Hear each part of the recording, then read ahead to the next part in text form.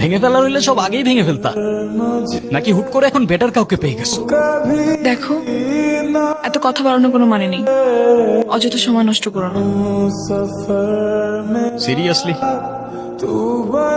আমি না বুঝতেছি না তুমি এরকম কেন করতেছো। আচ্ছা তুমি আমাকে বল, বিএসসির জন্য আমার কানাডাতে স্কলারশিপ সহ সবকিছু রেডি ছিল। তুমি বললে এখন গেলে নাকি আমি তোমাকে হারাবো, তোমাকে অন্য কোনো ছেলের সাথে বিয়ে দিয়ে দিবে। ওকে ফাইন, আমি সবকিছু ক্যান্সেল করলাম। তারপর তুমি বললা তোমার বাবা বলছে যে বেকার কোনো ছেলের সাথে বিয়ে দিবে না। আমি সবকিছু ছেড়ে আমার বাবার বিজনেসে বসা শুরু করলাম, যেটা আমার এতটুকু ইন্টারেস্ট ছিল। আমি আমার সব ইচ্ছা ছেড়ে তোমার জন্য পারফেক্ট হওয়ার চেষ্টা করলাম। তারপর কিসের কমতি থেকে গেল যে তুমি আজকে এঙ্গেজমেন্ট রিংটা ফেরত দিয়ে দিচ্ছ? আরে আমাকে কারণটা তো বলো অ্যাটলিস্ট। কোনো কারণ নেই, আমার মনে হচ্ছে না আমাদের একসাথে থাকাটা পসিবল।